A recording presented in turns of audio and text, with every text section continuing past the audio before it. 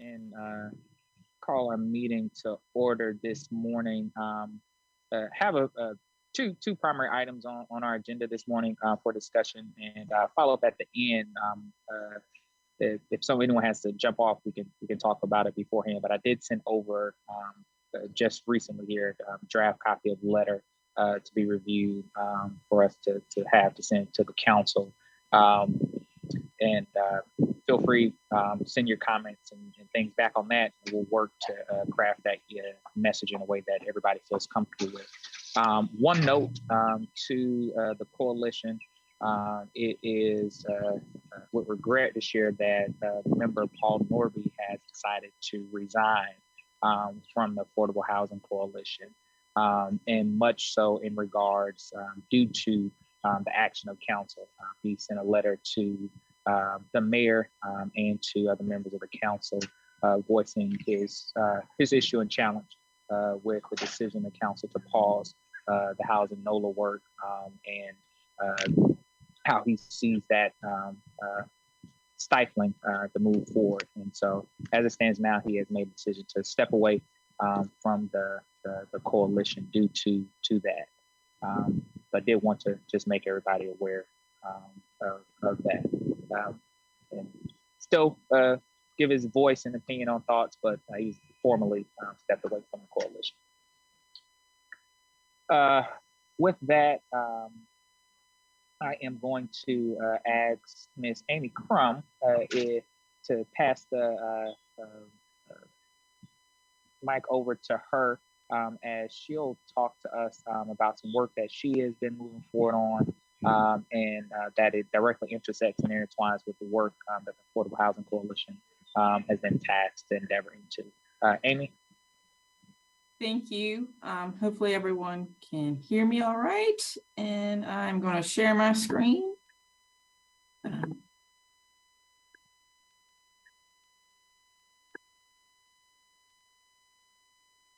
All right. Hopefully everyone can see that okay. Yeah. So I'm here to talk to you about our new comprehensive plan called Forward 2045 that we are starting the outreach and sort of planning process on. Just to give you a quick overview of what a comprehensive plan is, as well as some next steps and how you can get involved. And if time allows, I do have a couple input questions to sort of start folks thinking about what they want to see in the future. So what is a comprehensive plan? It is the official public document that's used to guide growth and development. It is a guide. It has no regulatory teeth per se, but it is what we use when we make decisions about where growth and development should take place, what it should look like, and any other attributes that should go along with it. It is very high level. It does not get into specifics of particular neighborhoods or particular streets or parcel level. That comes at a later date when we do implementation, but it does create a vision, and it's a community-driven vision for our future and what we'd like to see our community to become. It is a foundation document for area plans, which many of you I'm sure are aware of, but area plans are where we start to implement the recommendations and policies of the comprehensive plan on a more parcel-based level. That's where we sort of drill down to the parcel level, to the intersection level, the neighborhood level, and really make decisions about how land should be used. And again, the area plans, again, are a guide. They're not a regulatory vehicle either. They're also used for other topic-based plans. Think your pedestrian plan, your bicycle plan, parks and recreation, and sort of any other topic-based plans that the city or county undertakes. They're used to construct policies. And it's also used when we think about capital expenditures. The recommendations that come out of the comprehensive plan can be used to dictate where some of our taxpayer dollars are spent and how they're spent. We are mandated by the state to have a reasonably maintained comprehensive plan because we do our own zoning. And for folks who I'm sure everyone aware, but zoning is the legal framework by which land can be used, and it sort of dictates what use the land can be used for, as well as any other standards or conditions that apply with that particular use. Our current comprehensive plan is the Legacy 2030 update that was adopted in 2012. We began the planning process for that in about 2010. We follow about a 10 to 15 year or so time frame when we start to update our plans. You can see the past comprehensive plans we've had. We've been doing planning for a very long time. Probably in 1948 is when we had the City County Planning Board was established. We were the first in the state, so we just hit our 75th anniversary, but we actually had some plans prior to 1948 as well. So again, a very long time. So with that said, I'd like to take the next couple of slides and sort of share how the comprehensive plan works in real time. These next two policies are directly from Legacy 2030. And so you can understand what was recommended and then how it was implemented later. So the first policy recommendation was to encourage the use of accessory dwelling units in appropriate locations. I'm sure everyone is familiar with ADUs, otherwise known as basement apartments, granny flats, in-law suites.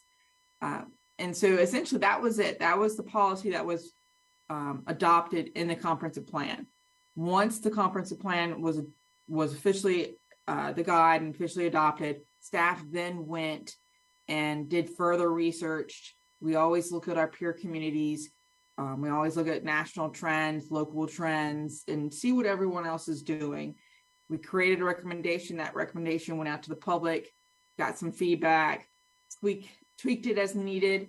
And then the action that went before the elected body was UDO 257, which was in 2016, and that removes the kinship requirement and changed the approval process.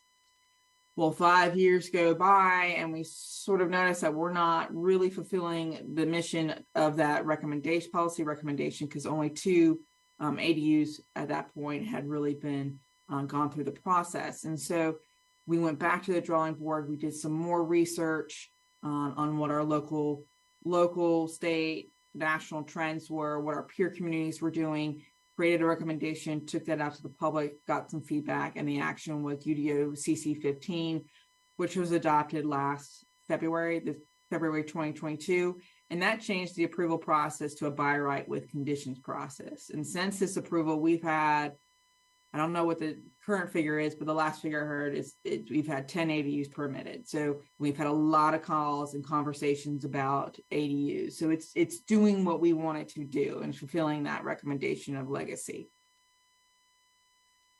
The next is to encourage the formation of public art organization.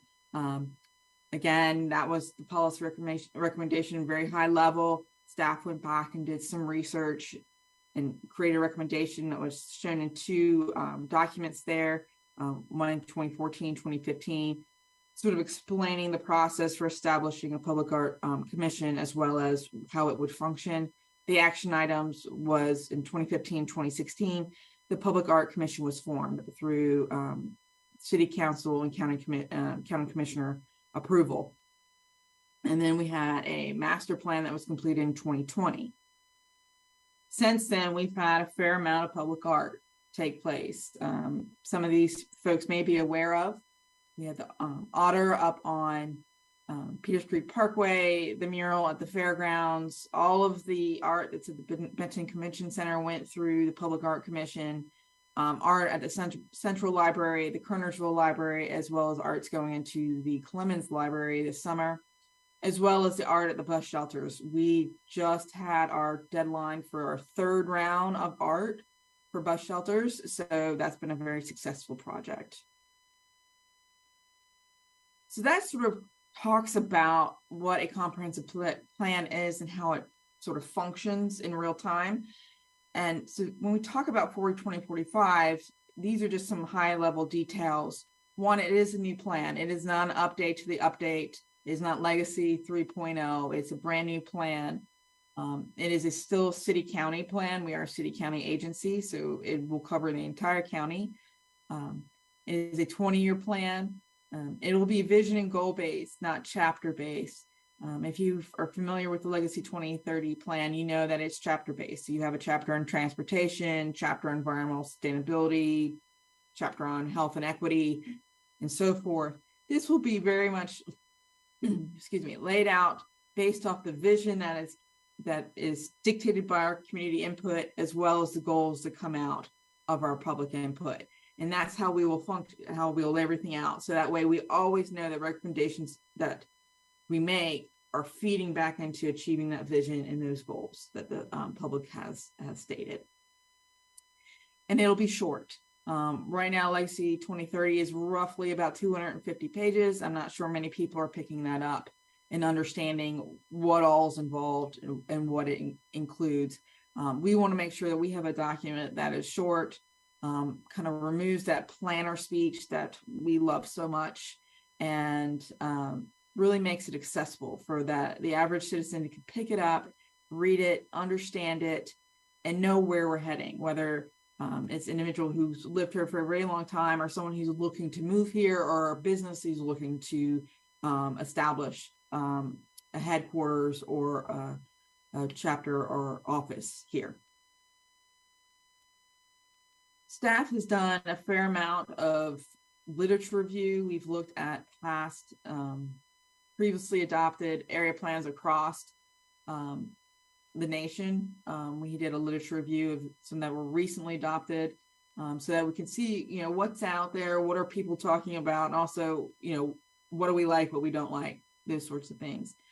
And we've had some discussions internally amongst us, and we know that these areas here are areas that need to be considered.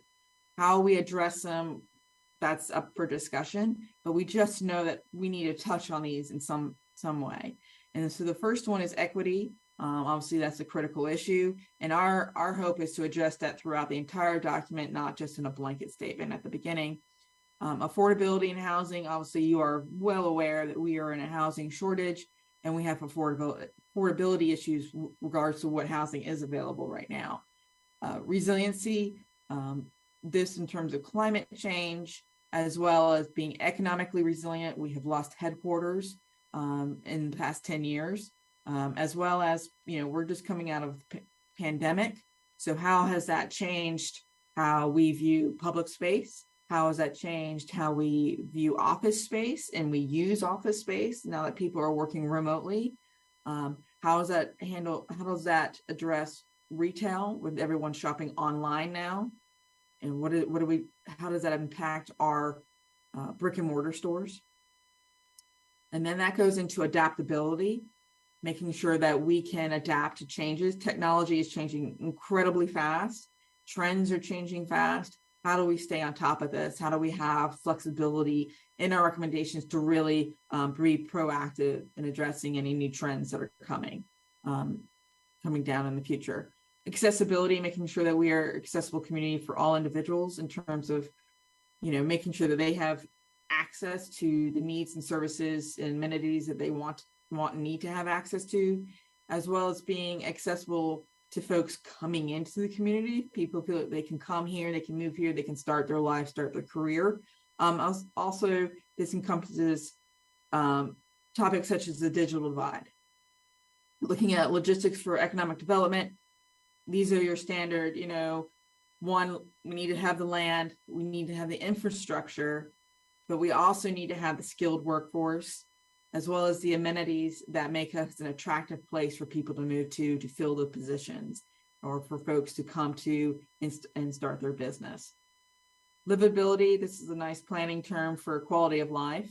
And so wanting to make sure that our residents have a high quality of life, and what amenities would that entail? What areas are they concerned about that we need to be addressing? And that's very much going to depend on who you're talking to. Some people want more activity, they want more walkability, they want to be able to walk and go places and sort of have that. And other folks want to be able to have, a 10-acre farm where they don't see anybody. So it sort of depends on who the person is, and trying to achieve that balance for everyone. Sustainability, making sure we're using wise use of our resources, both in the terms of the environmental sustainability or natural resources, but also in terms of economic sustainability, making sure that we can maintain our economic status throughout time. But also, when you think about cultural or social sustainability, making sure that we maintain those elements that make us us, that we don't, having a sense of place, that we can stand out amongst the Greensboros, the Durhams, the Greenvilles, the Roanoke's, all of those sort of southern mid-sized towns that we have our own identity and people know us for the various attributes that we have. That ties into tourism. I think everyone knows about tourism, but really making sure that we are a destination that people want to come to and spend time at. And then for us in the planning world, current history is a very key element. We talk a lot about the Moravians and R.J. Reynolds, which is wonderful. It really speaks to our sense of place and our tourism factor. But when you talk about from a planning perspective, what we're really faced with right now is all the decisions that have been made probably the last century. You think sort of post-World War II, 1920s, you have urban renewal, you have sort of the invention of the suburb. Now that with the New Deal, roads and highways were built, and folks can now post-World War II have, a family car so they can drive and they're not, they can go farther out. And so they sort of get this sprawling impact of that, as well as sort of, the 70s, 80s, 90s, where we have sort of the cul-de-sac communities where it's, a bunch of cul-de-sacs that all sort of end up in sort of access onto one road with one access, which all of them do that. So that 2-lane road is now a 4-lane, 6-lane road. And it now, because of lack of connectivity between the streets, and, you may only need to go a half a mile, but it takes you 3 miles around to get there because there's no interconnectivity between the streets. And so all of those sort of factors we're dealing with now, and we really need to address, and that hasn't really been addressed. And so we want to at least start that conversation. So where are we now in our planning process? We have a website and a survey. It's our website is for2045.com.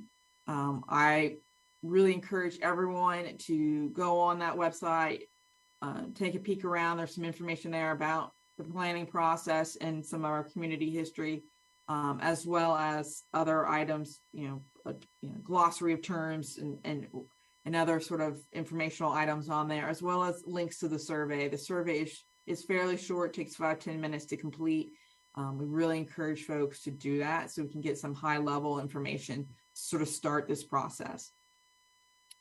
We are currently in the process of doing sort of stakeholder input meetings. We are meeting with boards and commissions as one aspect of that, but then we'll also start some stakeholder input meetings, talking about broad-based arts community, sort of accessibility, and then some other groups. Those will start here in June, in the next couple of weeks. We're looking to have public input meetings or standard public input meetings later in the summer, early fall timeframe. So just more information will be available online for those meetings, and we'll also send that out via email. So there's multiple ways to get involved in this. We are looking at an anticipated time frame of going for adoption probably late summer, fall next year. So we're in the early stages of this process. With that, if I have a couple minutes, I have a couple input exercises that if folks just want to chime in, any thoughts they have about what they're seeing and what they're feeling about the community, that'd be great. I don't know how much time I have, maybe 10 minutes. So the first one, if anyone wants to chime in, and this is just talking about what community amenities and characteristics are important to you. When thinking about your ideal community, what does it include? And it can be anything. So if anybody wants to chime in, I can't really see too many folks here, but if anybody has any thoughts, ideas, they just want to chime in. If not, we can go to the next one. So Amy, are you talking about things like, good restaurants, walkability, entertainment options, that kind of thing? Yes. Okay. All the above. I'd also like to add public transportation. Yeah, I'll second that for sure.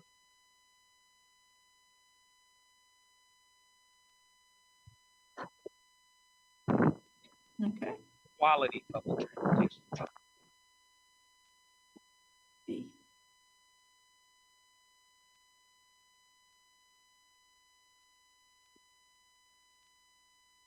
I don't know if anybody mentioned grocery stores or fresh produce or anything.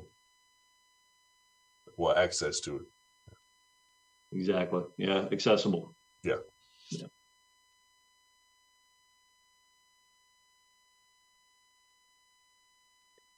That was a good one, George. And I also like to add access to community resources by all residents and citizens in the city. When you talk about ideal community. Right. As well as access to healthcare.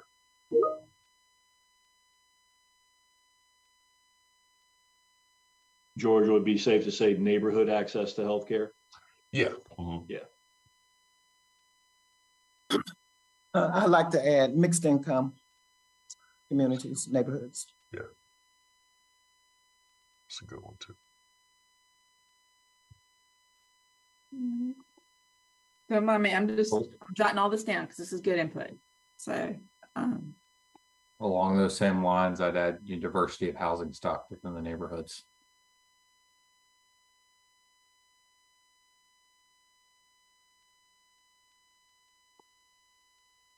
okay.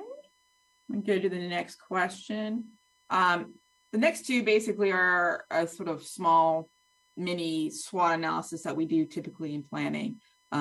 First one talks about strengths and opportunities. So what are some of the positives in our community that we should be leveraging or building on? And basically, or more simply say, what do you like? What do we like? What are we doing well at? What should we keep doing? Anything like that. Okay. At the risk of sounding like I'm pandering, the relative to other large municipalities in the state, our planning and inspections and zoning, they obviously, as you guys know, they could always be improved, but relative to the rest of the state, we're in good shape, and we need to stay that way because we're in competition there's a shortage of developers and builders and who are available, and they have challenges getting meeting their own staffing needs. So we just need to stay very competitive relative to the rest of the state. And related to that, we are still more affordable. We're getting less affordable than we have been in the past, but we're still more affordable than other parts of the state, the major metros in the state. Appreciate the compliment, John. Like I said, nothing wrong with a little pandering. I also like the lack of vehicular congestion, even at 5 o'clock. What we think about in other cities as vehicular congestion is not even close. So I like the fact that you can move around Winston-Salem even at 5 o'clock in the afternoon, relatively easy. Yeah, Joe, I think I've never lived in a place like this where our roads are actually ahead of the need in general compared to other places.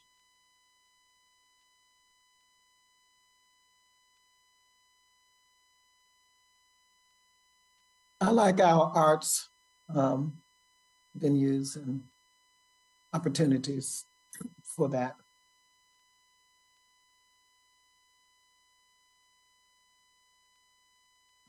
I'd add, I think it's a positive, but I also have a critique of it, but we're doing a good job, I think, of amplifying our activity centers where activity is. My critique to it is there are other places we also need to pay attention to as well, but we are doing a good job. Activity.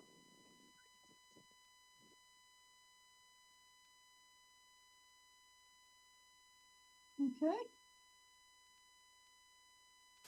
Let me go back one slide. You don't have to change it, but I just thought about it. A place or location or outlet for youth to be able to interact or I know our recreation centers aren't open like they used to be, so I'm just trying to come up with a way to say a place for our youth to be able to I don't necessarily want to say hang out, but congregate. Anybody throw me a lifeline. Well, George, George, that's a great point. Is we do have recreation centers, and we have and I know they get plenty of use, but one of the things, if there are a lot of kids who would prefer to get together and play video games as a collaborative, that's become a big thing. There's been a lot of funding going out for esports at schools now. Yeah.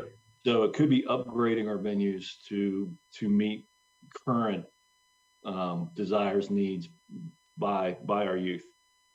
I know the skateboard park gets plenty of use whenever I drive by. I always see kids. I don't care if it's weekends or weekdays. I always see plenty of kids there. Yeah. So just keeping them current. Yeah.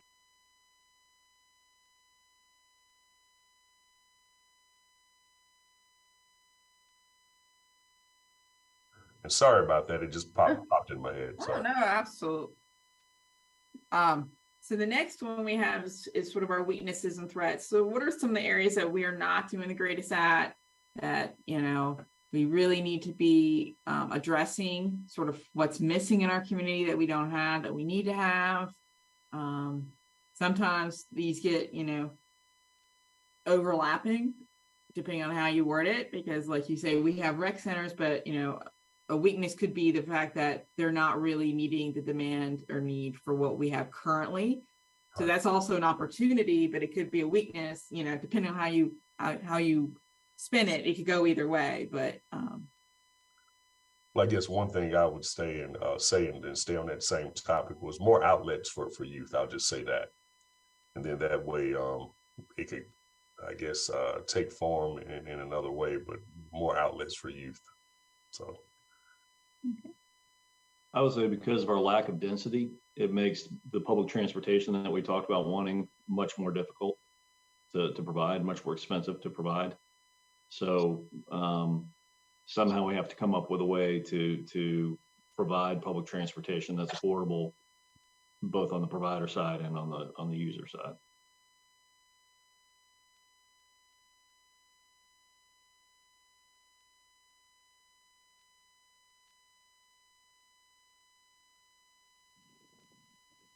Not unique to us, but to the core of our work here, lack of diversity housing options. Food deserts.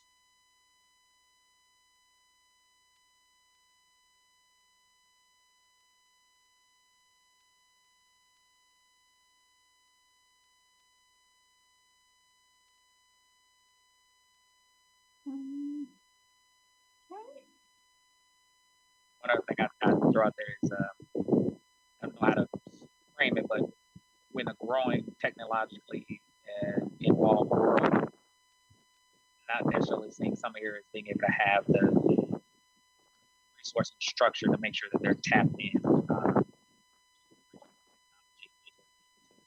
for whether it's education, whether it's access to food, being able to leverage technology.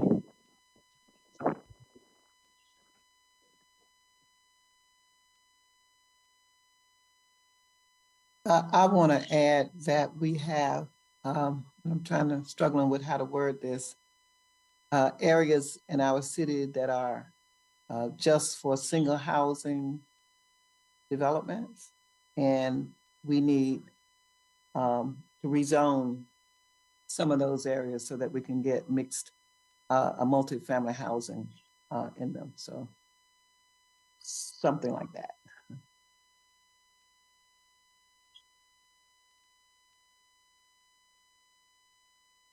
Those are fighting words to some people, Paula. I'm just messing.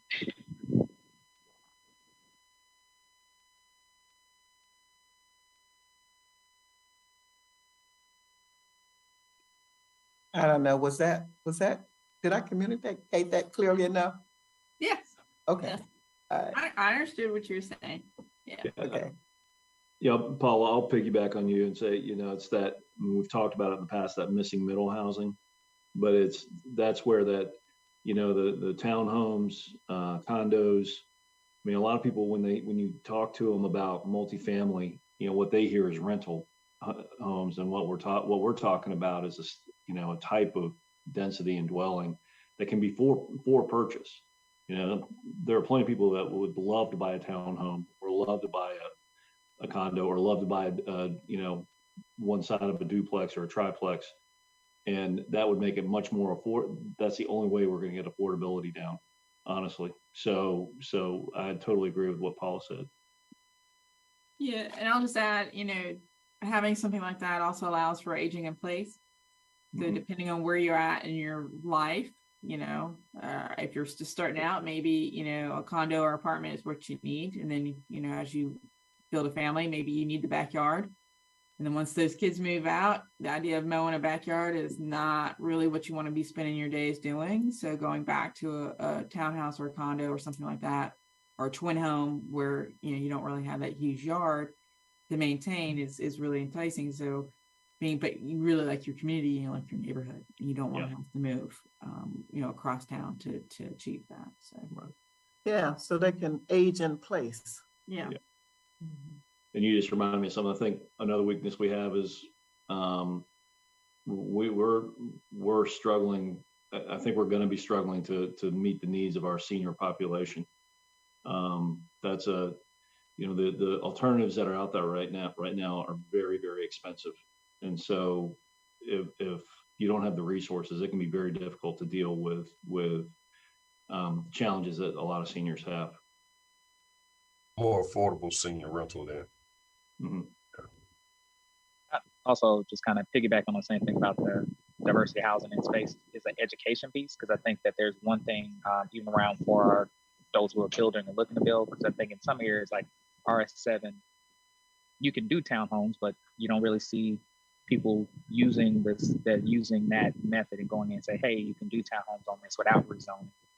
It's one of those things. I think Kirk, you might correct me on which one it is, but we have some existing single family zoning that allows for duplex, triplex, and townhomes, but we really just don't see folks building that. Yeah, that would be the RSQ. Yeah.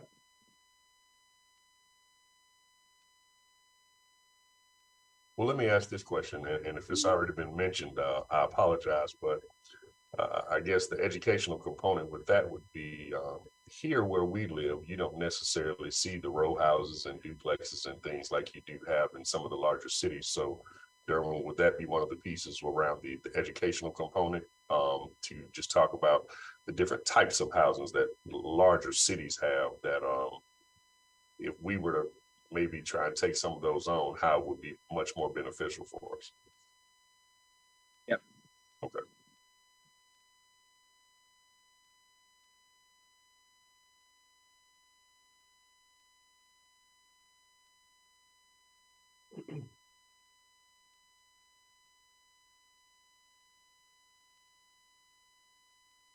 All right. If you have any more questions, that's my contact information there. It's just Amy C. at cityofws.org. But I'm going to actually go back to this and really stress the website for 2045.com. I will send Marla direct links to both the website and the survey, so she can hand it out, send that out to y'all. But please share that with anyone. We want as much feedback as we possibly can get. If you are involved with any other organizations that we could come and speak to, we'd be happy to come speak to and do a presentation similar to this for them to at least just introduce the plan and sort of drum up some support for it and avenues for providing input. But it's really very critical for us to get as much input as we can. So share it with everyone, young and old, your family, your neighbors, your colleagues. We want as much diverse input as we possibly can get. So, Amy, how often is the plan done? You may have said that at the very beginning, but how often is this kind of planning process conducted for our city? Roughly about every 15 years or so is usually the cycle we're on. This is a 20-year plan, but there's nothing stating that we have to stick to that. So we're looking 20 years out, but if things change, we can always come back to the drawing board earlier. We're doing that right now. The Legacy 2030 technically was a 20-year plan. It's not 2030 yet, so we're actually starting up that early because things have changed so much, particularly with the pandemic and then with the housing shortage. All of that, things have changed. So we need to go back to the drawing board and revisit a little bit earlier than probably we would have, but typically it's about 15 years, and that's pretty standard for every community. Some do it longer, some do it shorter, but it's typically every 15 or so years. Well, with the caveat, as you said, that this is not, no one is bound to follow this plan. It's not an authoritative plan that you have to do in order to do development or other things in the city. If organizations, whether they be for-profit or not-for-profit, do things in accordance with this plan, do you know, and this may be council dependent, I don't know, but this is a question, does the city offer incentives for organizations to follow the plan if this is the plan that's adopted by our city council? So do you know if that kind of incentive is offered for those that would agree to go along with the plan or develop or do whatever they do in accordance with the plan once it's developed and decided? Not in that sense, I know of any incentives done for that, but now if there's a certain goal or vision, let's take affordable housing as one of them. If someone were to say, I'll include, X percentage of affordable housing as part of my project, there's some things that we do in terms of density bonus, as well as the city may, if they are seeking city funds, there's a requirement that it have affordable housing. So there's some offshoots whereby, there's some incentives for that, but not directly. Okay. All right. And I'd add, Joe, that also I think planning and others, if you have a project that comes before the council, normally they're going to list and say, hey, this plan aligns with legacy, this aligns with the con plan, this aligns with the area plan. So they are referenced often when things come forward, but they're not necessarily bound by it, if that makes sense. Yeah. Okay. Yeah, we do. All right.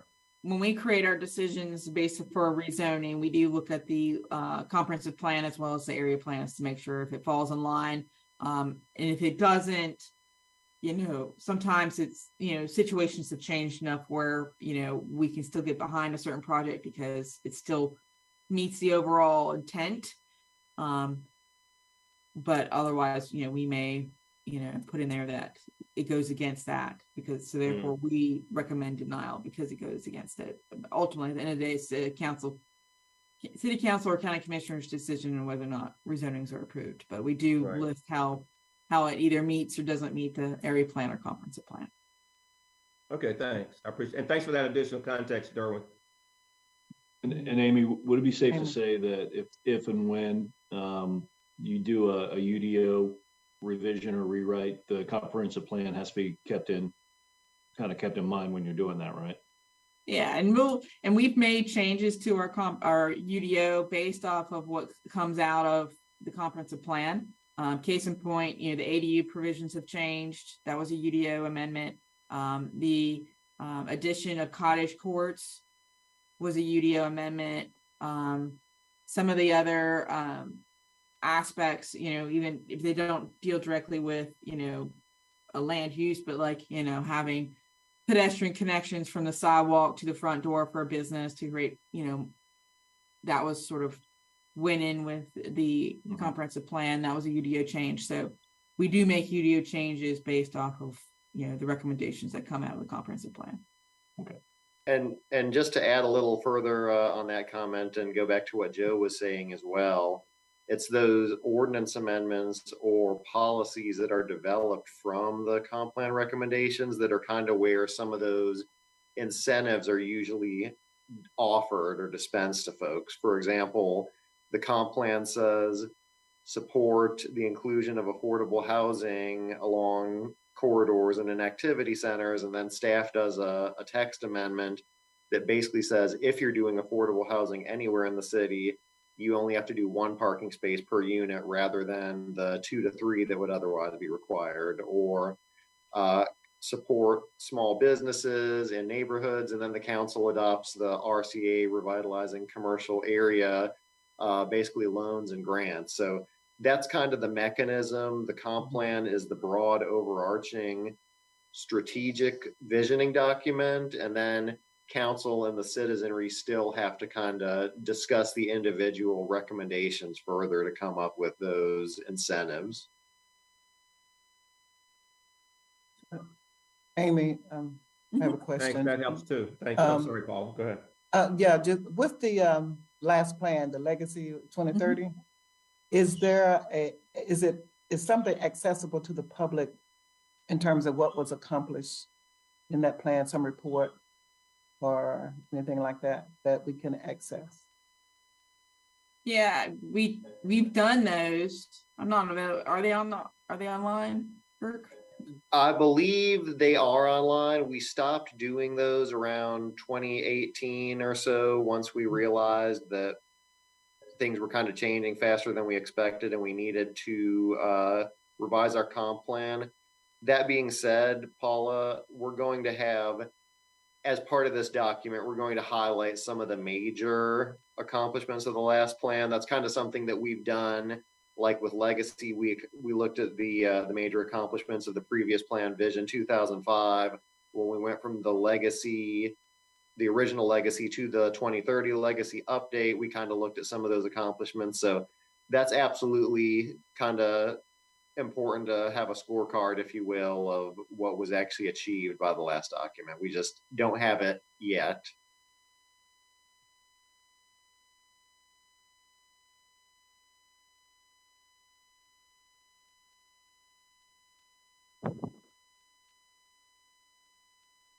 All right. Any other thing for Amy? Cool. We appreciate you so much for that and the work that you all are doing around the comp plan overall. So thank you for taking the time to come and talk to us. Yeah, well, thank you for having me. And again, please share that survey for 2045.com with anyone you know. We want as much input as we can, and please take it if you haven't taken it yet. We really do appreciate it. It will be open through the summer, so we have some time. But all right, thank you. Appreciate it. And with that, we will get ready to transition. Hey, Marla, over to our next item here, to review items. I know that a couple people who have to jump off at 11.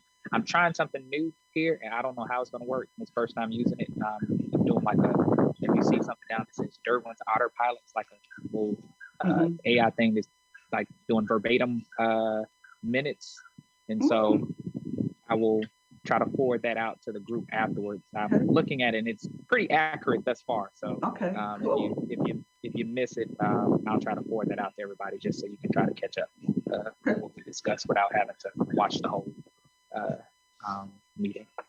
All righty. All right. Very good. Well, would you like me to just kind of get some highlights? I think more than anything, I might want to see what questions you all have about this dashboard. As you see, we prepare this now on a quarterly basis for council to give an overview of where we are in relation to the goal of 750 units a year that was established by the mayor end of February of last year. I will say, I've mentioned this to the mayor and a few council members, that we might need to consider adjusting the annual goal. When that goal was established, that was before interest rates and construction costs started to skyrocket. In addition, when the goal was established, that was at a time when council had expected to issue a bond referendum next year as part of an effort to create a housing trust fund or some other kind of fund, you know, to raise money to really help underwrite units. The bond council has advised, or the bond agency has advised, that council wait until 2026 to issue bonds. So with that delay in raising some of the capital that we were expecting, and with the changes in the marketplace, I think it's going to be extremely difficult, if not highly unlikely, that we can be responsible for 750 units a year. But that's where it is right now. So I just wanted to give that as a little bit of context.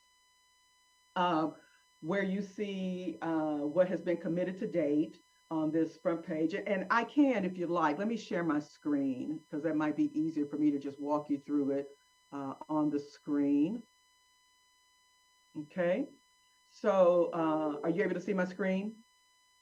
Okay, so you'll see that annual goal again that was established February 28th of 2022.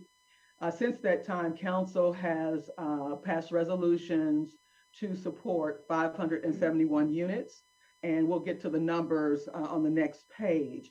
But those are commitments of financing that Council has made in the last year. You'll see here what is called city-sponsored. So these are proposed developments on city-owned land. So that's what's meant by city-sponsored, where the housing development staff is issuing RFPs for developers to develop housing on city property. And so we've issued 3. We're reissuing those. We need to find a better way to actually get them out and able for people to see, because I think that people had some difficulty finding them on our website. So those are being reissued with a response date of June 30th for the ones that we have. One is for a permanent supportive housing development of approximately 14 units. Another is for the development of a couple of single family homes. And all of a sudden I went blank on the third one. So I apologize. I'll send that to you via email, but I just went blank on that last one. So you'll see here where we noted the actual projects committed. So there are 14 projects. And then in this last quarter, because this is January through March, Council approved funding for 62 units, which is the Flats at Peters Creek. And then currently we have 141 units under construction, and that includes Choice Neighborhoods. So Choice Neighborhoods is included in these calculations. And then what we do, of course, is we show how much money city has contributed and what the total development, what the balance of the total development costs are, so that you can see that for every dollar of city money, it leveraged $4.42 of other money. And then we do an analysis of the income threshold. So we want to know, are we hitting some of those income categories that we know are in most need of housing? So this way we can track, are we hitting our key markets with the particular units that are under development?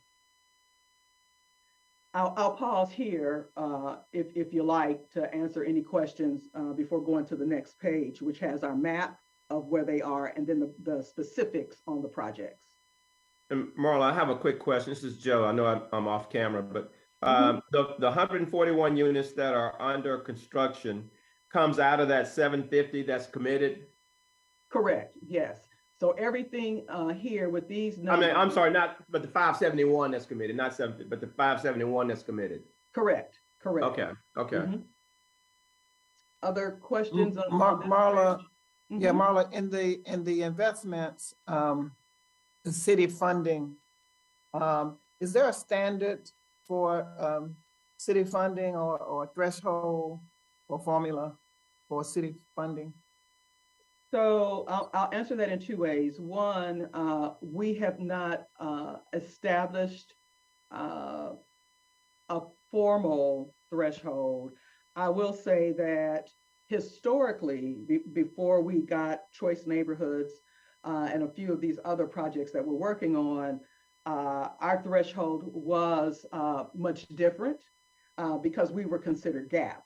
And so the amounts historically that we would put in were much lower because, again, like I said, we were GAP and we would come in at the end.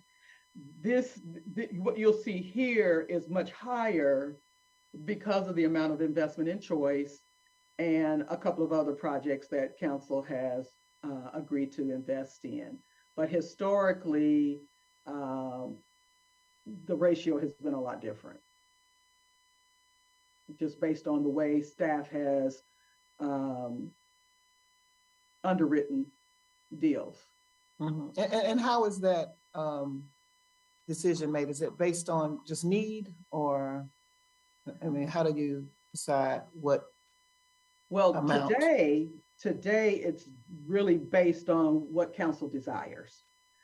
In the past, it was based on a combination of need and an internal underwriting threshold. So we were, when you take ARPA out of the equation and you look at how much money the city actually receives on an annual basis, we don't receive a lot of money. Between CDBG and home, we generally get not quite 3.5 million. And a lot of that is earmarked for certain kinds of things. For instance, homeowner rehab as one example. And then there's some other pots where some money is kind of set aside. We have a CHOTO set aside and certain other things. So then when you really get down to what's available to invest, it's not a whole lot. And so that's why when we would do our underwriting, we were really truly looking to fill that final gap. And historically, we've not generally gone above $400,000 in a project. But now, with ARPA and some other things happening in the marketplace, you see some different numbers. But in the past, we generally try to max out at about 400,000 a project, just because we've had limited resources, which is another reason why, the mayor and council are really interested in trying to create a fund where we will have more resources that can go to creating more housing and preservation, because we've got properties now whose affordability period will be expiring starting next year, and we've got to figure out how we're going to keep those affordable rather than them turning into the market. So did I answer your question, Paula? I know I said a lot. Okay, thank you. Hey, Marla, I'm one of the people that has to jump off a limb, so I wanted to ask one question real quick. With these numbers, is there going forward, is there any flexibility in what can be included? And what I mean by that is, if through the course of our work, we come up with, say, incentives or some non-financial type of some sort of input that I can't even think of right now, but say we come up with something, whether it's Kirk's gonna laugh when I say this, but say by some miracle a density bonus all of a sudden works. It's never worked before, but let's say it works. Could that be credited to this program? Because what the city has done is foregone some sort of either, say we come up with a tax incentive that they adopt or whatever it might be. So they've foregone some potential income, but the project wouldn't have happened without the city taking that action. Can that be included in the 750?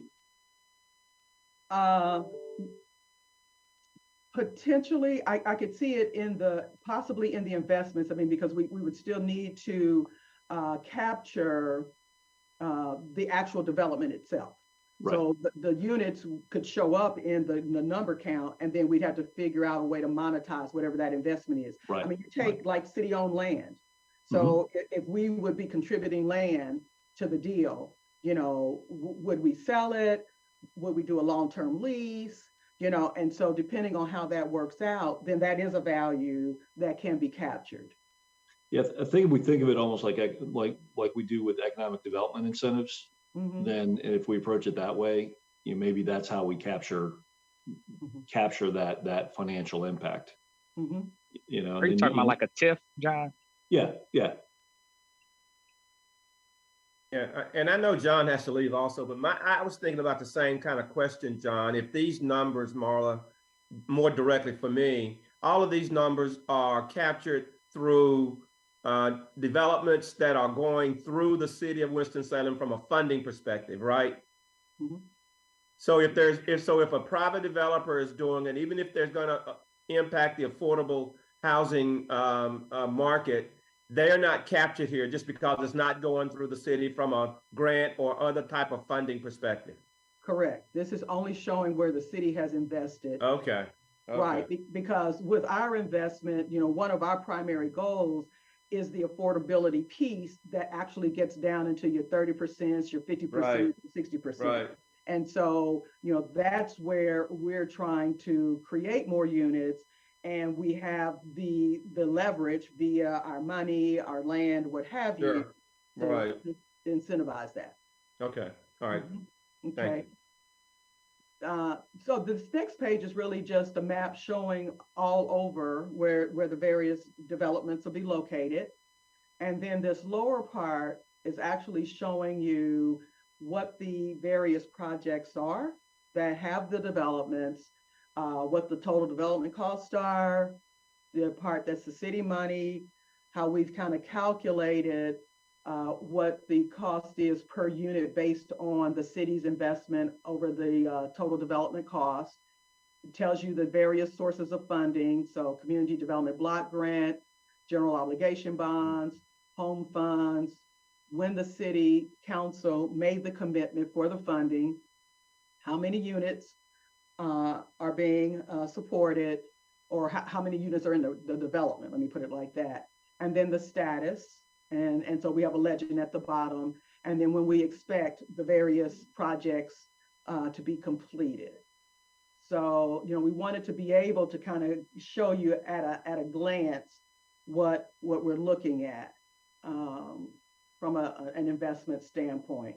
And so you see the total that we've calculated on development costs, and you see also there are some to be determined, a few of which there have been one of which there's been a financial commitment, but you'll see the total development costs, the city funding, again, generally speaking, the per unit cost, and then the number of units.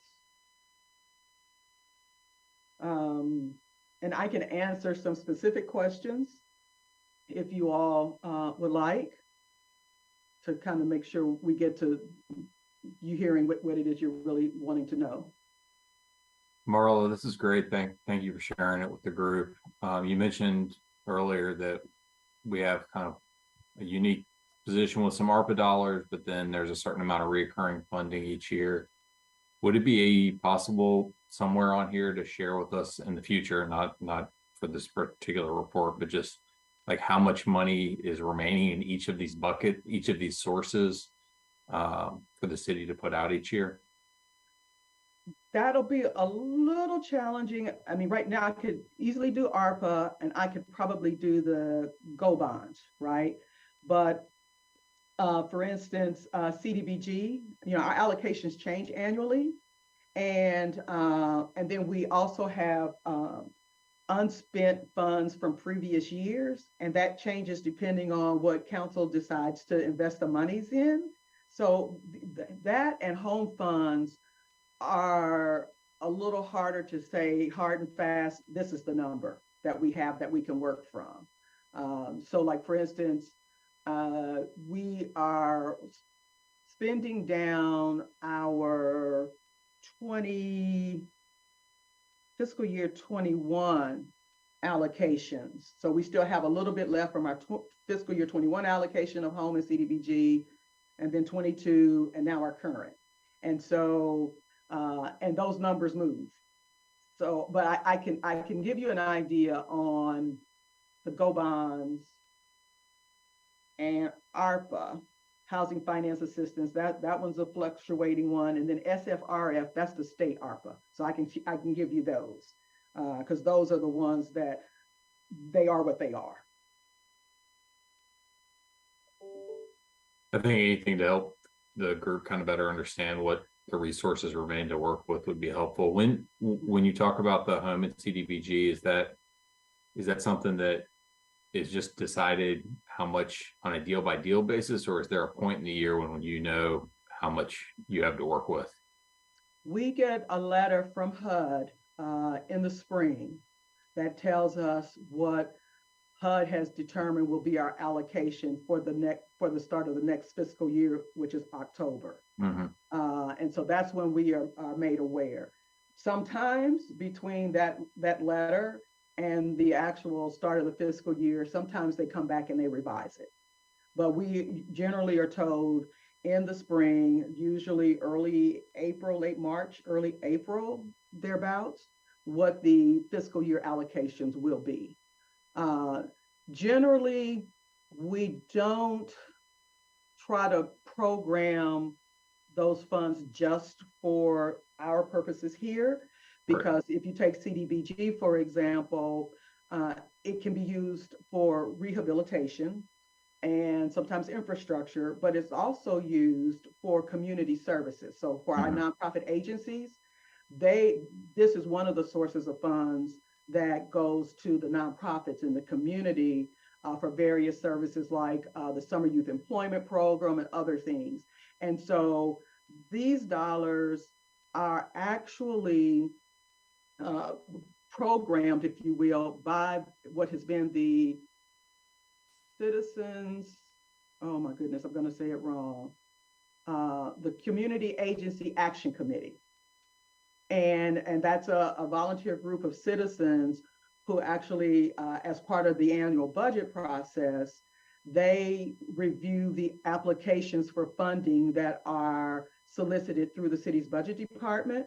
And so they review all of those applications. They look at what is proposed by HUD for the fiscal year, and then they choose which agencies get how much money and those kinds of things. And then we kind of work with what's left once the city agrees on its annual budget. So that's why those are a little more tricky, but there's a process that actually takes place outside of the development arena that obligates some of those funds. Makes sense. Thank you.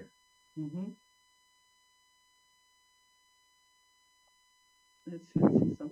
Marla, a quick question to follow up on Ryan's line of question. On the Housing Finance Assistance Fund, is the city still allocating the 0.5% towards the fund? Housing finance? No. No, I think that has sunset, but there's some program income that goes into it still. And so there are some dollars from time to time that are able to be programmed, but those dollars are actually managed outside of this department. And so, you know, in some of those very unique cases that maybe don't fit the requirements of HUD for the federal funding, then that's when we seek permission to utilize housing finance assistance funds, and especially as well if for some reason the general obligation bonds aren't the best source for them either. Gotcha. And may follow with you offline on it. Just one change that happened. It was back when I was on council. One of the things that I pushed for was a change at the end of the year. And when it turns looking at fund balance, that there was a percentage of fund balance that was to be split between the Economic Development Fund and the Housing Finance Assistance Fund. So I'm just wondering, one, if it changed, when did it change? And then two, if it didn't, if it should be happening, why it didn't happen? So that just maybe we can follow up on that. Yeah, that's a good question. So I'll have to talk with you and figure out where I can find the answer, because that part. Okay. All right. Yeah. Other questions that I might be able to answer?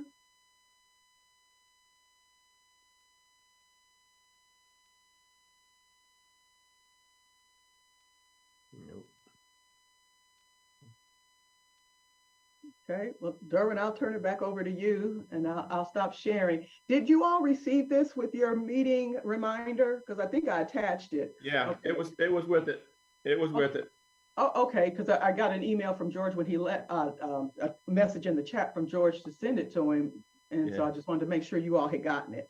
Okay. What happens a lot of times, I'll just say, because it's happened to me and maybe with George too, when you get the meeting notice that you send, it has all the link stuff for the Zoom meeting and everything. All the attachments are at the very bottom. So if you don't go to the very bottom of that email, you'll miss any agendas or attachments that you have. So that may be what happened, but because it's happened to me before. Okay, well, I'll still go ahead and send it to him now. All right, thank you. Okay. Erwin, the floor is yours. Thanks. Okay. Yep. Appreciate that, Marla. And again, to Breast Coalition members, I think it's really good information. I think time being able to have that update so that we're aware just kind of what's happening, what's moving in those areas. I think it's helpful for us as we move forward. Before I open the floor for any comment or commentary from any other members, just again, reiterate the letter that was sent out. Please give me your feedback on that so that we can try to move that as quickly as possible out towards to the council for them to review. As well, still am working in terms of coordination of meeting and conversation with some of the other groups, and I've actually asked for some assistance from some of the elected officials to help facilitate that. And so if we're able to get that set and in place, then I'll get some kind of notice back out to the rest of the coalition members to help us who would like to participate in that dialogue as we move forward. With that, I don't have anything else. I think that's the agenda, but I'll open the floor up if there's any other comments or commentary. Marla? Yes, first, I have to apologize to Sylvia. I don't know how I omitted her from the meeting notice. And when I was looking at the attendance, I was like, somebody's missing. And then I realized, so I just wanted to say Sylvia is late because of me and my oversight. So I apologize. And Sylvia, Derwin shared with us earlier that he's using an AI-powered program to capture the notes of the meeting. So just to let you know that we can get you the notes and from the discussion that took place before you joined. And so I apologize. Thank you. I'm sorry. Okay. Darren, I don't have any comments about the meeting. I was just going to say I'm just sorry that we are losing the knowledge and wisdom of Paul Norby and his resignation. So I just wanted to note that I think that's a loss to our commission. I mean, to our coalition, and I'm just sorry for that. I just wanted to note that. Well said, Joe. Yeah, for sure, for certain. Yeah. Okay. If nothing else, appreciate everybody's time. The next meeting is scheduled, what's this, May? So is it June 23rd? And I mean, June 26th, I think. Is it 26th or 23rd? 26th. 23rd. Okay. And I already know I have a conflict. So Mr. Chair, I will not be at that meeting on the 23rd. So I just thought I'd let you and Marla and the coalition know ahead of time. Appreciate it. You're gonna be at the beach, Joe? It's okay. No, no, I'll be in Pennsylvania, as a matter of fact, not really at the beach, so. Yeah. All right, cool. Well, again, appreciate everybody's time. I will forward back out again the meeting notes here. If it's helpful, let me know. From what I've seen, it looks pretty cool. And also, like from the presentation, some screenshots. So when she was on a specific screen, it has a capture of that as well, so you can kind of follow on where folks are. So hopefully that'll be helpful to you too, Sylvia. So appreciate everybody. Get that feedback to me, and then we'll move forward with getting that letter back out to the council. Nothing else. Appreciate everybody. Have a good day. Thanks a lot. Everybody have a good weekend.